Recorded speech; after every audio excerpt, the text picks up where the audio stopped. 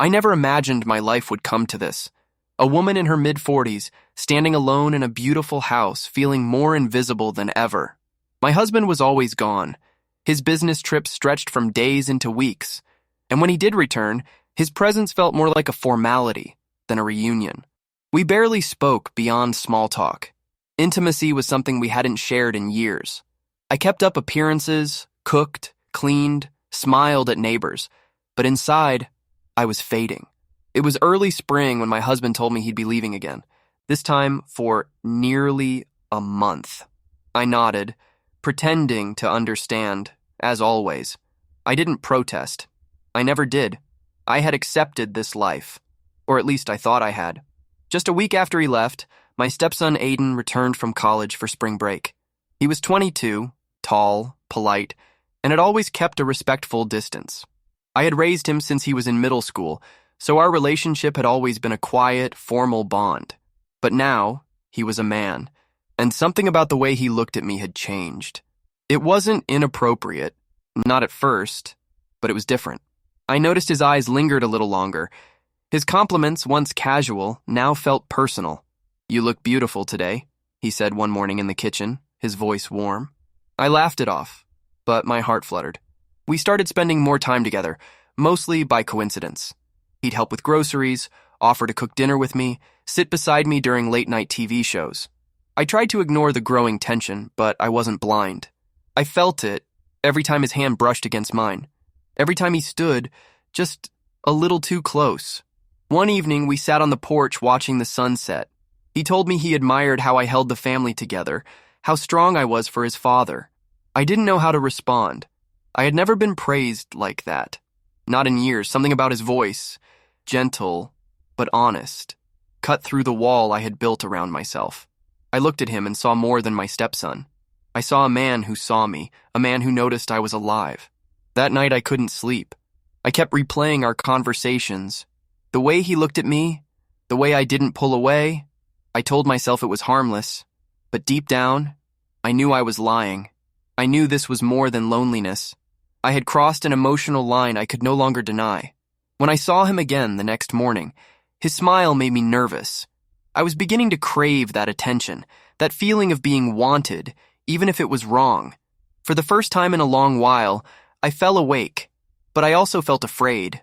I hadn't done anything. Not yet, but I knew I was close. And if something didn't stop me soon, I wasn't sure I'd be able to walk away from what was coming. Duty happened on a Thursday evening. The house was quiet, and the air felt heavier than usual. I had just finished dinner when the rain started falling hard, followed by a sudden power outage. With no lights, no distractions, and only candles for warmth, the atmosphere shifted. Aiden walked into the living room holding 2 glasses of wine. "Thought you could use this," he said, smiling gently. I hesitated but took the glass. We sat in silence, the only sound being the rain tapping against the windows. The wine loosened my guard. Our conversation drifted from memories to emotions.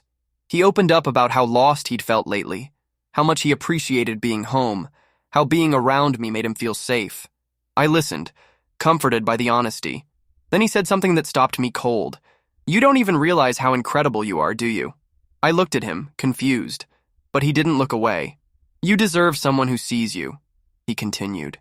"Someone who actually makes you feel alive." My heart pounded. I wanted to dismiss it, to tell him this was inappropriate, but I didn't. Instead, I let his words soak in. I was starving for affection, for validation. And at that moment, it didn't matter who was giving it.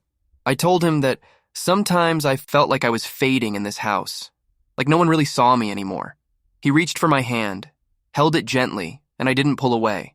It felt so natural, so quiet, like we had arrived here, not by choice, but by force of circumstance. His touch wasn't forceful. It wasn't aggressive. It was tender and sincere. For the first time in years, I didn't feel invisible. His eyes weren't just looking at me. They were holding me, filling in the spaces my husband had long abandoned. He leaned closer. I should have stopped him. I didn't. Our lips touched softly, slowly. It was a kiss that said more than words ever could. It wasn't wild or rushed. It was deep and full of emotions we had both buried. When it ended, We sat in silence, both knowing we had crossed a boundary we couldn't undo. I stood up, said I needed to go to bed, and left him sitting there without another word. But sleep didn't come. My heart raced. My thoughts spiraled. I knew what we had done was wrong. It wasn't just a kiss. It was betrayal. Not just of my husband, but of everything I thought I stood for. And yet, a part of me didn't feel regret. A part of me felt awakened, seen, touched in a way I had forgotten was possible. I couldn't explain it. I didn't even want to. But I knew that nothing would be the same again. Something inside of me had shifted. Something I could never put back. The next morning, I avoided eye contact. I moved through the kitchen like everything was normal, but nothing felt the same. Aiden entered the room casually, but I noticed the change in his demeanor. Calm, confident, like a line had been crossed. And he wasn't sorry for it. He offered to help with breakfast. I nodded without looking up. The tension between us was silent, but undeniable. We didn't speak of the kiss. Neither of us brought it up, but it hung in the air, like a secret, too loud to ignore. I kept telling myself it was just a moment, a weak lapse in judgment. But when his hand brushed against mine again, I didn't move. When he stood close behind me to reach for a plate, I felt my body react. Shame and excitement weared inside me. Later that day, I caught him watching me. Not in a careless way, but with intention. His eyes studied me, my face, my movements. Every detail like it mattered. I hadn't felt that kind of attention in years. Not from my husband, not from anyone. It was wrong. I knew it, but I couldn't stop myself from wanting more of it. Aiden began spending more time at home than with his friends. He made excuses to be near me. Movie nights, errands, walks. Our conversations deepened. He asked about my childhood, my dreams, what I had given up over the years. I realized how much of myself I had buried for the sake of a marriage that gave me nothing back. I tried to set boundaries. I told him this couldn't continue, that it was dangerous and reckless. He listened, nodded, even apologized. But the next moment he found me alone. He whispered that he couldn't stop thinking about me, that I deserved more than being left behind by a man who didn't even notice when I cried myself to sleep. And every word felt like a needle stitching me back together. One night he touched my face and said, "You don't have to keep pretending. You're allowed to feel something again." I didn't answer. I didn't need to. The way I looked at him said enough. The emotional line had long been crossed. What followed wasn't planned. It was inevitable. I didn't recognize myself anymore. I was a woman torn between guilt and desire, between loyalty and the aching need to be wanted. I told myself I was still in control, that I could stop this before it went too far. But the truth was, I had already fallen. And yet I feared the consequences, not just of being found out, but of what would happen when he left again, when his break ended, and I would be alone in this house once more. Would he take this version of me with him, or would I be left broken again? This time, by a mistake I could never undo, Aiden's break was coming to an end, and the weight of what we had done began to press harder on both of us. I could see it in his quiet moments, the way he looked at me, but said less. Something about our silence now felt heavier.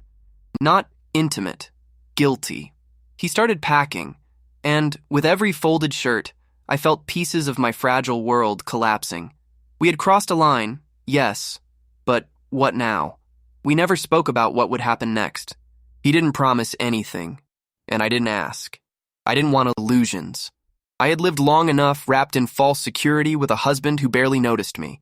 But this was different. It was raw, intense, and wrong, but real. And now, it had to end. The night before his departure, he came to me unsure for the first time since this began. He didn't reach for me. He just looked at me like he wanted to say something, but couldn't.